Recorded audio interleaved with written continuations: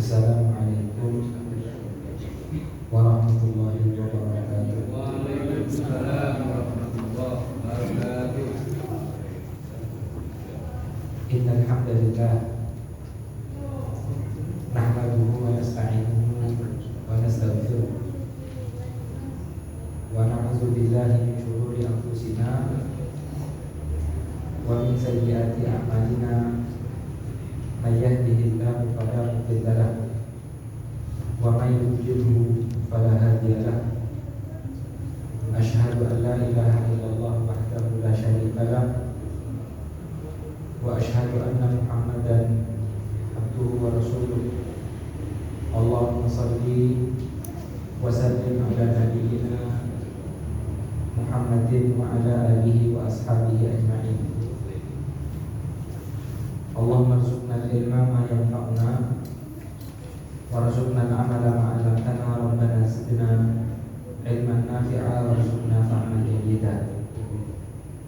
Segala puji bagi Allah Subhanahu wa taala yang telah mengaruniakan berbagai nikmatnya kepada tiap-tiap kita hingga di kesempatan malam hari yang berbahagia ini kita kembali dapat bertemu dalam rangka mempelajari firman-firman Allah Subhanahu wa taala, di mana Nabi sallallahu alaihi wasallam menyampaikan khairukum man ta'allama al-Qur'ana wa 'allamahu.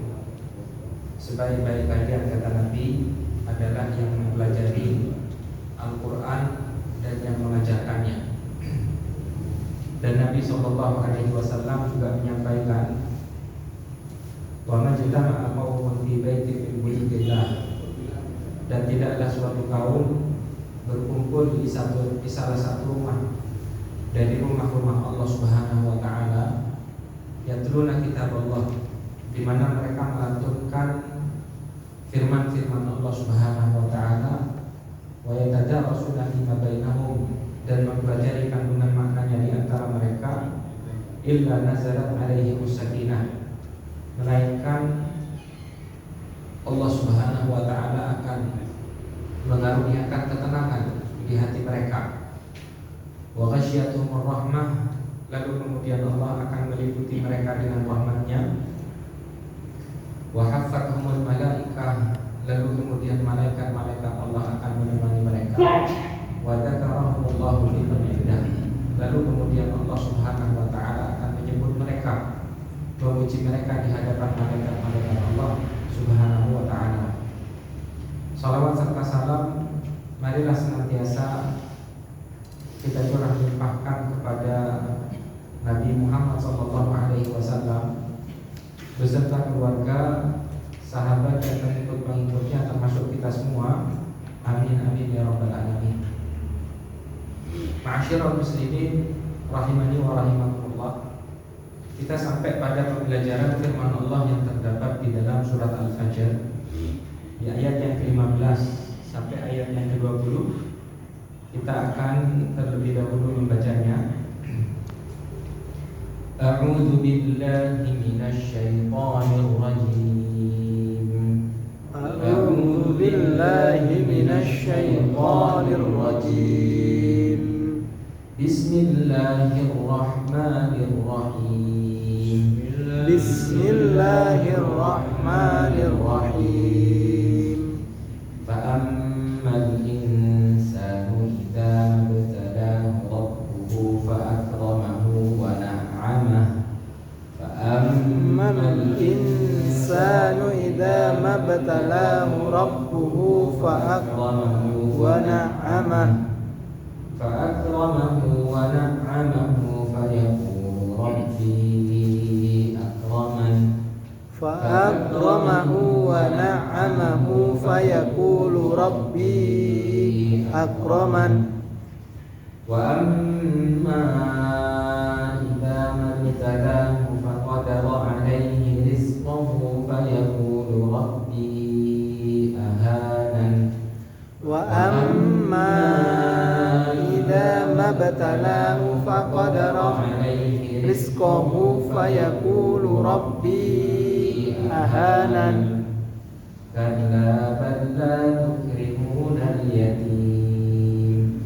Kalla bal la tukrimunal yatim. Wa la tahadduna ala ta'amil miskin. Wa la tahadduna ala ta'amil miskin. Wa ta'kuluna at-turatha aklan lamma. Wa ta'kuluna at-turatha aklan lamma. Wa tuhibbuna al-mala hubban jamma. Wa tuhibbuna al-mala hubban jamma. Ma'asyiral muslimin rahimani wa rahimakumullah. Di ayat yang ke-15 Allah Subhanahu wa taala menyampaikan kepada kita, fa ammal insanu idza mabtalahu rabbuhu fa akramahu wa na'amahu fa yaqulu rabbi akraman. Fa amma, maka adapun, kata Allah, al insanu manusia, idza ketika mabtalahu rabbuhu diuji oleh Tuhannya, atau ia diuji oleh Tuhannya, fa akramahu, lalu kemudian Allah memuliakannya, wa na'amahu, dan memberikan kenikmatan, fa yaqulu rabbi akraman, maka mereka akan mengatakan Tuhanku telah memuliakanku. Tuhanku telah memuliakanku. Dan sebaliknya kata Allah, wa amma, dan adapun idza ketika mabtalahu, ia diuji, faqadara alaihi rizqahu, faqadara, lalu dibatasi, alaihi, atasnya, rizqahu, rizkinya, fayaqulu rabbi ahana, maka ia akan berkata Rabbi, Tuhanku, ahanan, telah menghinakanku. Nah, ini ahibatil kiram ma'azani wa asakumullah, adalah keadaan yang banyak terjadi pada umat manusia. Ibnu Katsir menyampaikan, yaqulu ta'ala munkiran 'ala al-insani fi i'tiqadihi idza wasa'allahu ta'ala alaihi fir rizqi liyahtabirahu fi dzalik faya'taqidu anna dzalika min Allah ikramul lah. Allah menyampaikan di dalam ayat ini dalam rangka untuk mengingkari akan apa yang diyakini oleh umat manusia, di mana ketika umat manusia ini dilapangkan rezekinya oleh Allah Subhanahu wa taala, untuk Allah mengujinya, manusia itu mengira, meyakini bahwasanya Allah Subhanahu wa taala memuliakan mereka dengan kenikmatan, memuliakan mereka dengan kesenangan. Walaisa kadzalika, bukan demikian keadaannya. Bal huwa ibtilaun wa imtihanun kama qala ta'ala, akan tetapi kenikmatan, kebahagiaan ini adalah bagian daripada ujian. Hal ini sama seperti ketika Allah Subhanahu wa taala menyampaikan, ayat sabuna annama numidduhum bihi min mali wa banin nusari'u lahum fil khairat bal la yash'urun. Apakah mereka mengira ketika kami memberikan kepada mereka harta dan anak-anak, ya, kami segerakan bagi mereka kebaikan-kebaikan mereka, bal la yash'urun, akan tetapi mereka tidak merasakannya, kata Allah Subhanahu wa taala. Artinya ahibatul kiram azali wa azzakumullah, kenikmatan itu tidak melulu cara Allah Subhanahu wa taala memuliakan hamba-hambanya. Ini yang hendak disampaikan oleh Allah Subhanahu wa taala. Akan tetapi kenikmatan, kekayaan ini adalah bagian daripada ujian yang Allah Subhanahu wa taala timpakan kepada sebagian hamba-hamba yang dikehendaki oleh Allah. Jadi kaya, senang, nikmat, ini bagian dari ujian. Ya, ini bagian dari ujian. Bagaimana kira-kira kita menyikapi nikmat itu? Dengan bersyukur. Ya, seperti itu seharusnya. Nah, di sini banyak umat manusia yang tidak berhasil. Ada banyak umat manusia yang tidak berhasil ketika diuji oleh Allah Subhanahu wa taala dengan harta. Diuji oleh Allah Subhanahu wa taala dengan kenikmatan, kebahagiaan. Tidak jarang di antara umat manusia ini yang gagal. Justru kekayaannya menjadikan dia sombong. Justru kenikmatannya menjadikan dia congkak, menjadikan dia balik. Betul.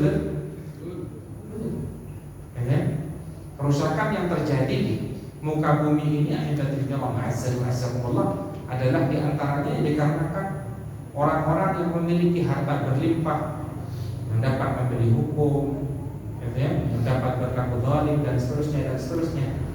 Nah maka ahibatillah ma'azzakumullah, harta dan kenikmatan ini tidak melulu cara Allah memuliakan hamba-hambanya, tergantung bagaimana hamba itu menyikapinya. Maka seperti yang tadi kita sampaikan, tidak jarang di antara umat manusia ini yang gagal melewati ujian kenikmatan. Umat terdahulu pernah ada yang namanya Qarun. Qarun ini adalah seseorang yang hidup di zamannya Nabiullah Musa alaihissalam. Ya, yang mana Qarun ini adalah orang yang Allah karuniakan nikmat harta berlimpah, sampai-sampai untuk membawa kunci perbendaharaan hartanya saja dibutuhkan beberapa orang-orang yang kuat. Ini baru kunci perbendaharaannya, belum hartanya. Akan tetapi apakah itu menjadikan dia bersyukur, menyandarkan nikmat itu kepada Allah Subhanahu wa taala? Jawabannya tidak. Qarun justru sombong. Qarun justru menjadikan harta dan kenikmatannya ingkar kepada Allah Subhanahu wa taala dan kenabian Nabiullah Musa alaihissalam. Sampai-sampai Qarun menyampaikan innama utituhu ala ilmin indi. Ini nikmat dan karunia ini adalah dikarenakan ilmu yang aku miliki.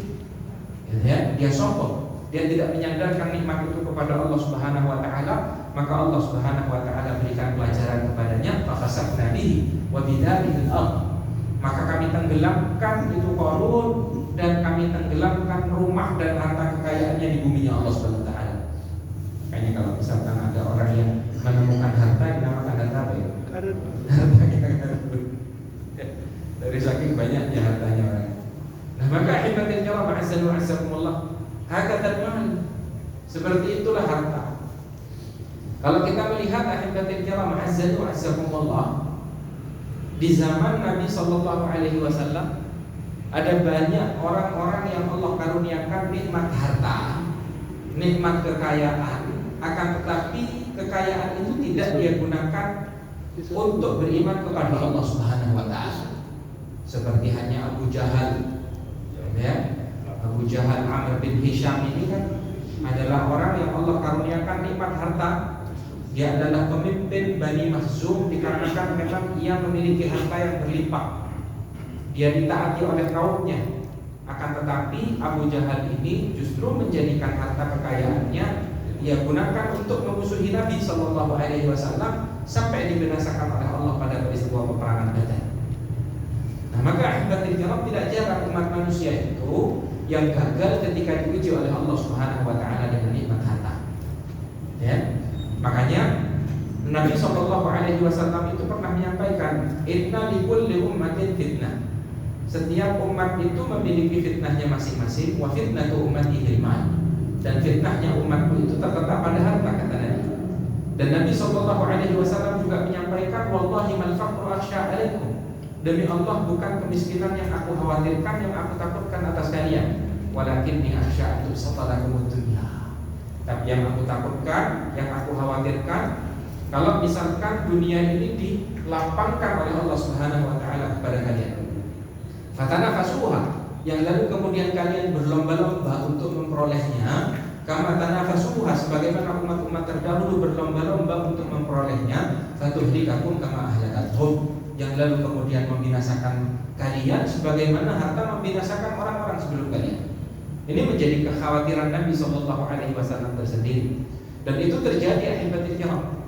Ketika kita melihat lembaran sejarah-sejarah keemasan kaum muslimin, maka yang paling besar menjadi penyebab keruntuhan masa-masa kejayaan Islam itu ya adalah karena kenikmatan harta ini.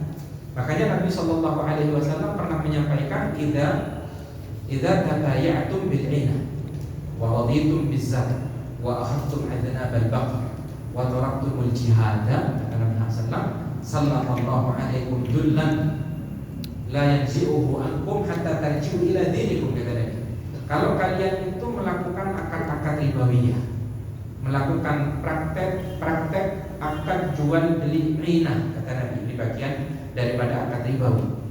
Lalu kemudian kalian rela akan ternak-ternak kalian, rela akan perkebunan-perkebunan kalian, maka niscaya dan kalian meninggalkan amalan berjihad di jalan Allah, niscaya Allah akan menghinakan kalian sampai kalian itu kembali kepada agama Allah Subhanahu wa ta'ala. Nah, maka kalau kita perhatikan sejarah perjalanan kaum muslimin seperti itu. Kaum muslimin itu pernah berkuasa di Andalusia itu selama 800 tahun. Ya, usia di mana Indonesia NKRI saja belum mencapai usia itu. Jadi seperti-8 aja belum. Ya. Nah, maka ahibatul kiram ini kaum muslimin sampai berkuasa selama 800 tahun. Dari awal-awal masa kejayaan Islam pada saat itu ahibatul kiram sampai ketika Allah membukakan harta kepada mereka. Kalau seperti pernah disampaikan oleh Dr. Raghib As-Sirjani dalam kitab beliau Tarikhul Andalus, ya, Spanyol ini daerah kekuasaan kaum muslimin, Cordoba, Barcelona, Madrid, yang kalau sekarang kita kenal yang bolanya, ya. Dulu adalah daerah kekuasaan kaum muslimin. Sampai ketika ternyata Allah membukakan harta kepada kaum muslimin pada saat itu, yang pada awalnya kaum muslimin makan ya apa adanya, sampai ada makanan pembuka, makanan inti, makanan penutup, ya, anwa'u minal malabis, pakaian musim panas, pakaian musim dingin, ya, dibukakan oleh Allah Subhanahu wa taala. Nah, maka di saat itu ahibatul kiram azza wa jalla, ketika agama Allah mulai ditinggalkan, Allah menghinakan kaum muslimin. Nah, jadi sekali lagi tidak melulu, ya, yang namanya orang diuji dengan kenikmatan oleh Allah Subhanahu wa taala itu berhasil. Bahkan di akhir zaman nanti ahibatul kiram, di akhir zaman Nabi SAW itu menyampaikan tentang tanda-tanda terjadinya hari kiamat. Seperti diantaranya ketika Nabi menyampaikan bahwa di sungai Furat atau Eufrat, di sungai yang membentang daerah Syria, Irak, ya, kata Nabi SAW, di akhir zaman nanti sungai Furat itu akan terus surut, kata Nabi, akan terus berkurang airnya hingga menampakkan gunung-gunung emas, kata Nabi. Apakah hal itu menggoda umat manusia? Jawabannya ya. Maka kata Nabi SAW, umat manusia pun akan memperebutkan emas-emas tersebut sampai di tiap 100 orang itu hanya 1 orang yang selamat, 99-nya terbunuh. Dan tiap-tiap mereka mengatakan la'alli analladzi anju, semoga yang selamat aku, ya. Padahal kata Nabi SAW, setiap 100 orang itu, setiap 100 orang hanya 1 orang saja yang selamat.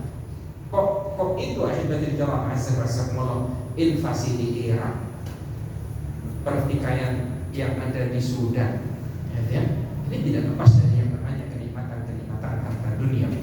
Nah, maka ahibatul kiram azza wa jalla, oleh karenanya menjadi penting bagi seorang muslim ketika ia diuji oleh Allah Subhanahu wa taala dengan kenikmatan harta, kenikmatan kekayaan, untuk dapat menyikapinya dengan bijak. Bagaimana?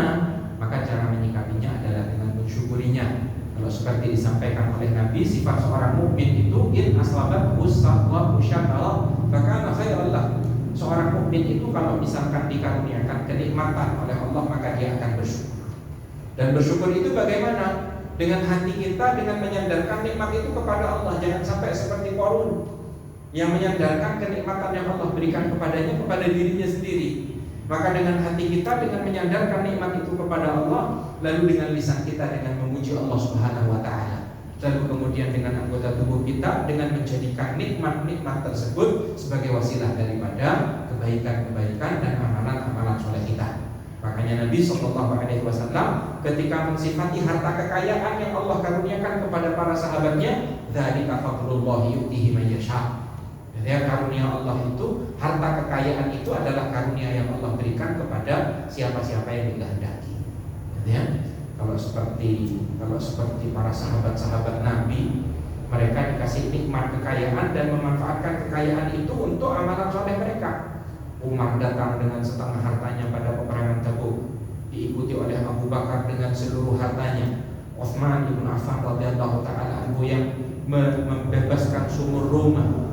Utsman bin Affan yang datang pada peristiwa peperangan Tabuk kepada Nabi SAW dengan membawa ribuan keping dinar. Ya, 1 dinar itu ahibatul kiram azzaqullah setara dengan 4 gram seperempat. Ya, dan ini 1000 dinar dibawa oleh Utsman bin Affan, ditaruh di bajunya, lalu kemudian diletakkan di hadapan Nabi SAW begitu saja. Belum lagi onta-onta yang dipersiapkan oleh Utsman.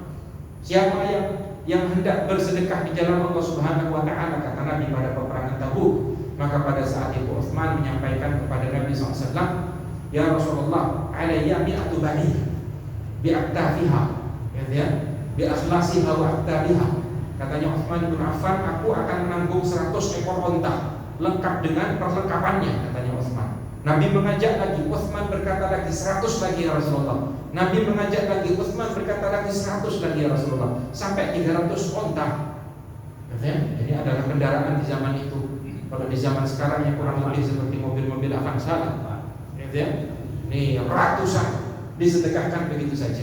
Maka kata Nabi sallallahu alaihi wasallam, dzalika fadlullah yu'tihi man yasha. Yang seperti itu adalah karunia Allah yang Allah berikan kepada hamba-hamba yang dikehendaki oleh Allah. Tidak jarang Nabi SAW menyampaikan dzalika malul rabih. Yang seperti ini adalah harta-harta yang beruntung, harta-harta yang akan benar-benar dimiliki oleh seorang muslim, yang akan diambilnya kembali di surga Allah Subhanahu wa taala. Lalu kemudian selanjutnya Allah Subhanahu wa taala menyampaikan, wa amma idza mabtalahu faqadara alaihi rizqahu. Dan adapun ketika manusia itu diuji oleh Allah Subhanahu wa taala dengan dibatasi rezekinya, diuji oleh Allah Subhanahu wa taala dengan kesulitan ekonomi, maka manusia itu umumnya mengatakan fayaqul rabbi ahana, Tuhanku telah menghinakan. Padahal tidak melulu seperti itu. Yang namanya kemiskinan, kekurangan, ini juga bagian daripada ujian yang Allah timpakan. Bagaimana menyikapinya kira-kira? Kalau diuji dengan keterbatasan rezeki, gimana cara menyikapinya seorang muslim? Sabar, sabar. Seperti yang disampaikan oleh Nabi sallallahu alaihi wasallam, wa in asabathu dharra'u sabara fakana khairan lahu. Seorang mukmin itu kalau diuji oleh Allah Subhanahu wa taala dengan musibah, maka dia bersabar, dan bersabar adalah yang terbaik baginya. Tidak perlu jauh-jauh. Ketika kita membuka lembaran sejarah Nabi sallallahu alaihi wasallam, maka kita akan mendapati kehidupan Nabi sallallahu alaihi wasallam yang memprihatinkan. Ini nabinya Allah Subhanahu wa taala. Ini seorang utusannya Allah, pemimpin utamanya kaum muslimin, panglima perangnya kaum muslimin. Akan tetapi Nabi SAW mengajarkan kepada umat ini akan kesederhanaan. Di dalam hadisnya Anas bin Malik dan beberapa para sahabat Nabi yang lain, Nabi SAW itu kalau beristirahat di atas tikar, sampai tikar itu menyisakan bekas pada tubuh Nabi SAW. Hingga ketika beberapa para sahabat menyampaikan kepada Nabi, ya Rasulullah, alam naj'al laka bida'ah, tidakkah kami buatkan kasur yang empuk untukmu wahai Rasulullah? Maka Nabi SAW dengan tegas menyampaikan, mali walid dunia, apalah urusanku dengan dunia ini, kata Nabi SAW. Ma ana fid dunya illa karakibin istadalla tahta syajaratin thumma raha wa tarakaha. Gitu ya. Perumpamaan dunia ini, kata Nabi SAW, bagiku hanyalah seperti seorang pengendara yang turun dari kendaraannya lalu kemudian dia berteduh di bawah pohon. Seperti itu dunia, yang tidak lama setelah itu ia akan pergi meninggalkannya. Nah, ini adalah yang diajarkan oleh Nabi SAW. Kalau kita memperhatikan apa yang disampaikan oleh Ummul Mukminin Aisyah radhiyallahu taala anha, Aisyah pernah menyampaikan mensifati tentang keadaan Nabi SAW. Aisyah menyampaikan, masyabi'a Muhammadun, masyabi'a Nabi SAW marrataini fi yaum. Nabi SAW itu tidak pernah yang namanya merasakan kenyang sampai 2 kali dalam sehari. Jadi kalau misalkan ada masa di mana Nabi itu kenyang dimakan siang, ya sudah, gitu saja. Tidak pernah sampai 2 kali dalam sehari kenyang. Dan ketika Aisyah mensifati tentang bagaimana keluarga Nabi SAW, masyabi'a alu Muhammadin yaumaini mutatabi'aini ila an tuwfiya Rasulullah SAW. Tidak ada ceritanya yang namanya keluarga Nabi SAW itu kenyang sampai 2 hari berturut-turut. Kalau hari ini kenyang, dipastikan besok tidak. Jadi 2 hari berturut-turut tidak pernah. Kalau yang hadir di sini kayaknya gimana? Paginya kenyang, siangnya kenyang, malamnya kenyang. Masya Allah. Maka hadirin kiram, azakumullah, ini adalah cara hidup yang diajarkan oleh Nabi SAW. Bahkan kata Ummul Mukminin Aisyah radhiyallahu taala anha, ada masa-masa di mana keluarga Nabi SAW tidak mengepul asap dari rumah keluarga Nabi 2-3 bulan. Hingga ketika Aisyah ditanya tentang apa yang mereka makan, maka Aisyah menyampaikan, al-aswadan, yang kami makan adalah at-tamr wal ma, korma dengan air. Ya. Tidak jarang yang namanya Nabi SAW datang ke rumah istri-istrinya lalu kemudian bertanya, hal indaki syai', apakah punya sesuatu? Qalat la, tidak ada yang untuk dimakan. Ya. Hingga ketika Nabi mendapati hal itu di rumah-rumah istri Nabi SAW, Nabi menyampaikan, dan ini shaim. Dengan sesederhana itu Nabi SAW menyampaikan, kalau tidak ada makanan ya sudah, tak niatkan puasa. Ada Nabi Yunus SAW. Artinya akhirnya jawab azzakumullah, keterbatasan rezeki, keterbatasan ekonomi tidak semata-mata Allah Subhanahu wa taala menghinakan seorang hamba. Nah, akan tetapi ini adalah bagian daripada ujian yang Allah Subhanahu wa taala timpakan. Apakah hamba tersebut mampu bersabar di dalam menghadapinya atau tidak? Ya. Apakah hamba tersebut mampu di dalam menghadapinya atau tidak? Nah, seperti itu. Ya, berusaha menempuh sebabnya, memohon pertolongan Allah, apa yang menjadi ketetapannya diterima dengan ikhlas, dengan ridha. Nah, seperti itu cara seorang muslim mensikapi akan apa yang Allah Subhanahu wa taala tentukan. Maka lalu kemudian Allah Subhanahu wa taala menyampaikan, kalla bal la tukrimunal yatim. Sekali-kali tidak, kata Allah, melainkan kalian tidaklah memuliakan anak-anak yatim. Ini karena kecintaan yang berlebih terhadap harta sampai pada derajat tidak mau untuk memuliakan anak-anak yatim. Anak-anak yatim itu adalah anak-anak yang orang tuanya meninggal, atau yang ayahnya meninggal, atau ayah ibunya meninggal sementara ia belum mencapai usia akil balik. Mereka adalah anak-anak yang membutuhkan uluran tangan, yang membutuhkan bantuan, gitu ya. Maka Allah menegur ini umat manusia yang enggan untuk memuliakan anak-anak yatim. Kalla bal la tukrimunal yatim, kata Allah. Sekali-kali tidak, melainkan kalian tidaklah memuliakan anak-anak yatim. Maka di sini ada anjuran, ada perintah dari Allah Subhanahu wa taala untuk hendaknya kita sebagai umat Nabi Muhammad SAW juga melakukan amalan soleh memuliakan anak-anak yatim. Makanya Nabi SAW pernah menyampaikan, Ibadil kiram azzakumullah, seperti diriwayatkan oleh Imam Abu Dawud, ana wa kafilul yatimi kahataini fil jannah, kata Nabi, aku dengan orang-orang yang menyantuni, yang menanggung kehidupan anak-anak yatim, posisinya di surganya Allah Subhanahu wa taala seperti ini, kata Nabi. Kemudian wa qarana baina usbu'aihi al-wusta wallati talil ibham. Pada saat itu Nabi mengisyaratkan dengan jari tengahnya, lalu kemudian dengan jari telunjuknya. Ini posisinya orang-orang yang memuliakan anak yatim di surganya Allah Subhanahu wa taala dengan Nabi. Kira-kira nikmat apa enggak? Nikmat. Ini artinya kalau menemani Nabi SAW, dia tidak berada di surga bagian bawah, dia tidak berada di surga bagian tengah, akan tetapi berada di surganya Allah Subhanahu wa taala yang paling tinggi. Nabi SAW itu sahibul wasilah. Wasilah itu adalah kedudukan tertinggi di surganya Allah Subhanahu wa taala yang hanya diberikan kepada satu orang, yaitu kepada Nabi. Doa yang selalu kita panjatkan di setiap kita selesai mendengarkan azan. Ati Muhammad dari wasilah wal fadilah, ya Allah, karuniakan kepada Nabi Muhammad al-wasilah. Maka Nabi menjelaskan wasilah itu adalah manzilatun fil jannah, kedudukan di surganya Allah yang hanya diberikan kepada seorang hamba, yaitu kepada Nabi Muhammad SAW. Makanya dulu ada sahabat Nabi seperti Malik bin Rabi'ah, yang ketika sahabat ini memiliki satu kebiasaan membantu urusan Nabi, menyiapkan air wudhunya Nabi, sandalnya Nabi. Maka Nabi SAW suatu waktu berkata kepada sahabat ini, "Sal, mintalah," kata Nabi.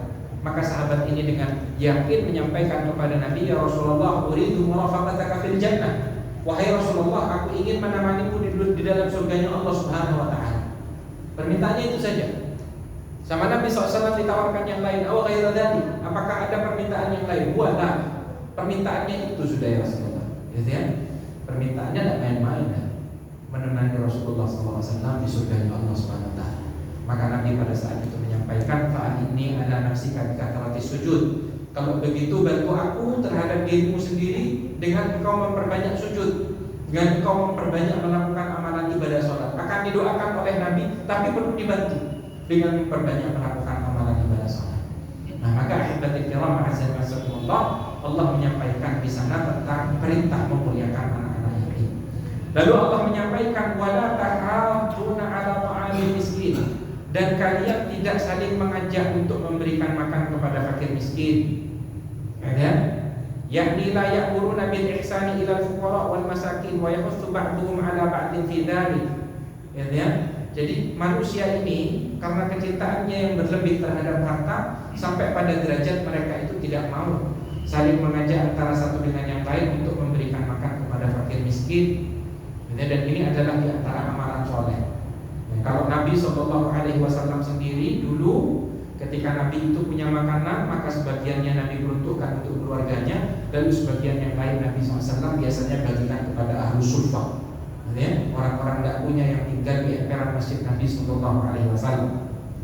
Lalu kemudian Allah Subhanahu Wa Taala menyampaikan, wa ta'kuluna turatha aklan lamma, dan kalian memakan harta warisan dengan mencampur adukkan antara yang halal dan yang haram. Harta warisan itu adalah harta peninggalan mayit. Harta peninggalan mayit dari pasangan hidup kita atau dari karib kerabat kita. Ya, ketika seseorang meninggal dunia dan mereka meninggalkan harta-harta peninggalan, emas, perak, rumah, tanah, tabungan, ya, setelah dikeluarkan untuk pengurusan jenazahnya, hutang piutangnya, wasiatnya, maka lalu kemudian setelah itu diperuntukkan untuk ahli warisnya. Maka kata Allah Subhanahu Wa Taala, wa ta'kuluna turatha aklan lamma. Ini karena kecintaan berlebih terhadap harta, ini manusia menjadikan mereka memakan harta waris dengan mencampur adukkan yang halal dan yang haram. Tak ngurus pokoknya jahil. Tak ngurus pokoknya cuan. Pokoknya fulus. Tak ngerti pokoknya dia bagaimana memperoleh harta tanpa memperhatikan halal dan haram. Entah itu hak saudaranya, entah itu hak karib kerabatnya. Maka ini menjadi teguran dari Allah Subhanahu Wa Taala, dikarenakan yang seperti ini akibatul kalam akan menyebabkan seseorang itu masuk ke dalam api neraka Allah Subhanahu Wa Taala seperti disampaikan oleh Nabi Sallallahu Alaihi Wasallam. Ya, walau kana syai'an yasira. Orang kata Nabi Sallallahu Alaihi Wasallam, ya, walaupun kita itu hanya menzalimi batang siwak dari saudara kita, ini akan menyebabkan kita masuk ke dalam api neraka Allah. Suami babil aula, kalau misalkan yang kita ambil justru jutaan, ratusan juta, ya. Kalau yang kita ambil adalah sekian meter daripada tanah, ya. Sementara Nabi Sallallahu Alaihi Wasallam menyampaikan, man dzalama qida shibrin, ya, minal ardi tubiqahu min sabi aradin. Barang siapa yang menzalimi seukuran satu jengkal dari tanah saudaranya, maka akan ditimpakan kepadanya sebanyak 7 bumi, katanya Nabi Sallallahu Alaihi Wasallam di akhirat nanti. Maka bagaimana yang sampai 1 petak, yang sampai 1 hektar, berhektar-hektar mengambil hak karib kerabat dan saudaranya? Makanya Allah Subhanahu Wa Taala tegur di dalam ayat ini, wa ta'kuluna turatha aklan lamma. Dan kemudian yang terakhir Allah Subhanahu Wa Taala menyampaikan, wa tuhibbunal mala hubban jamma, dan kalian sangat mencintai harta secara berlebih, kata Allah Subhanahu Wa Taala. Di sini ada pembelajaran tentang hendaknya seorang muslim itu, seorang mukmin itu jangan sampai dihambakan oleh harta. Ya, harta itu kalau dikejar maka dia akan semakin menjauh. Tapi kalau kita menyibukkan diri kita dengan akhirat, berusaha tetap berusaha, akan tetapi orientasi kita akhirat, maka dunia yang akan datang, ya, dunia yang akan datang seperti yang disampaikan oleh Nabi Sallallahu Alaihi Wasallam, ya. Nabi yang menyampaikan, maka hammuhu al-akhirah, barang siapa yang kegelisahan hatinya itu adalah kehidupan akhirat, jama'allahu alaihi syamlah, jadi Allah Subhanahu Wa Taala yang akan merekatkan urusannya, jadi wa ja'alallahu ghinahu fi qalbihi, lalu kemudian Allah akan mengayakan hatinya, wa atathu dunya wa hiya raqimah, lalu kemudian dunia akan datang dalam keadaan tunduk. Sebaliknya kata Nabi Sallallahu Alaihi Wasallam, wa man kanat dunya hammuha, dan barang siapa yang kegelisahan hatinya itu adalah dunia, ja'alallahu faqrahu baina ainai, Allah Subhanahu Wa Taala akan jadikan kemiskinan senantiasa berada di hadapan kedua matanya. Ya, wa farraqa alaihi syamlah, urusannya akan dicerai-beraikan oleh Allah Subhanahu Wa Taala, wa lam ta'tihi minad dunya illa ma qutira lahu, dan dunia ini tidak akan datang kecuali yang telah ditetapkan oleh Allah Subhanahu wa taala. Nah, maka ini ahibatil kiram rahimakumullah, nasihat-nasihat yang disampaikan oleh Allah Subhanahu wa taala di dalam surat Al-Fajr, yang kalau kita simpulkan pelajaran dari surat Al-Fajr dari ayat yang ke-15 sampai ayat yang ke-20, di sini ada pembelajaran tentang kenikmatan bukanlah semata-mata tanda Allah memuliakan seorang hamba. Yang kedua, keterbatasan bukanlah semata-mata tanda Allah menghinakan seorang hamba, tapi kenikmatan atau kekayaan, keterbatasan atau kemiskinan, kedua hal tersebut adalah bagian daripada ujian yang Allah Subhanahu wa taala timpakan kepada hamba-hambanya. Kalau dikasih nikmat, bagaimana dia bersyukur? Kalau misalkan diuji oleh Allah dengan keterbatasan, bagaimana dia bersabar di dalam menghadapinya? Lalu kemudian yang keempat, pembelajaran yang dapat kita ambil adalah tentang anjuran memuliakan anak-anak yatim. Yang kelima di antara yang dapat kita pelajari adalah anjuran memberikan makan kepada fakir miskin dan mengajak orang lain untuk melakukan hal yang dianjurkan oleh Allah seperti ini. Lalu kemudian yang keenam di antara pembelajaran yang dapat kita ambil adalah larangan memakan harta waris yang bukan merupakan haknya. Ya. Lalu kemudian yang terakhir, pembelajaran yang dapat kita ambil adalah larangan mencintai dunia, mencintai dunia, mencintai harta secara berlebih. Ini ahibatil kiram hasani wa asakumullah adalah pembelajaran penting yang dapat kita ambil di dalam firman Allah pada surah Al-Fajr di ayat yang ke-15 sampai ayat yang ke-20. Untuk selanjutnya kita persilahkan kepada jamaah jika ada